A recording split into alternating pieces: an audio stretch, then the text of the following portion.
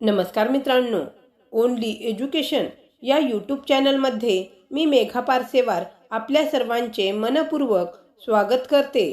आज आपण 15 ऑगस्ट स्वातंत्र्य दिनानिमित्त अतिशय सोपे, सुंदर आणि प्रभावी भाषण पाहणार आहोत।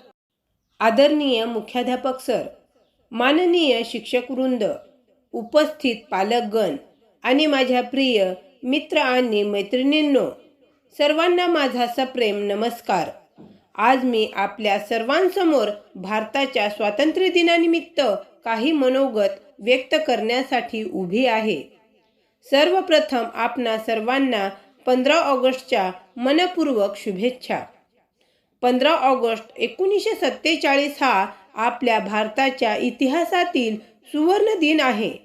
या दिवशी आपल्या देशाला ब्रिटिशांच्या दीर्घ गुलामगिरीतून स्वातंत्र्य मिळाले। हे स्वातंत्र्य असंख्य स्वातंत्र्य सैनिकांच्या त्याग, बलिदान आणि संघर्षामुळे प्राप्त झाले आहे। महात्मा गांधी, नेताजी सुभाषचंद्र बोस, भगतसिंग, राजगुरू, सुखदेव, राणी लक्ष्मीबाई, सावित्रीबाई फुले आणि अनेक महान व्यक्तींनी देशासाठी आपले सर्वस्व अर्पण केले। त्यांच्या त्यागामुळेच आज आपण स्वतंत्र भारतात अभिमानाने जगत आहोत। मित्रांनो, स्वातंत्र्य म्हणजे केवळ परकीय सत्तेपासून मुक्त होणे नव्हे, तर जबाबदारीने जगणे होय। विद्यार्थिनी म्हणून मला वाटते की आपण चांगले शिक्षण घेऊन सुसंस्कृत, प्रामाणिक आणि देशप्रेमी नागरिक बनले पाहिजे। मुलींनी शिक्षण घेऊन स्वावलंबी बनणे ही आजच्या काळाची गरज आहे।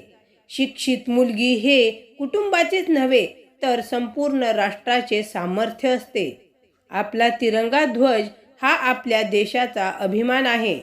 भगवा रंग शौर्य व त्यागाचे प्रतीक आहे। पांढरा रंग शांतता व सत्याचे प्रतीक आहे आणि हिरवा रंग समृद्धी व प्रगतीचे प्रतीक आहे।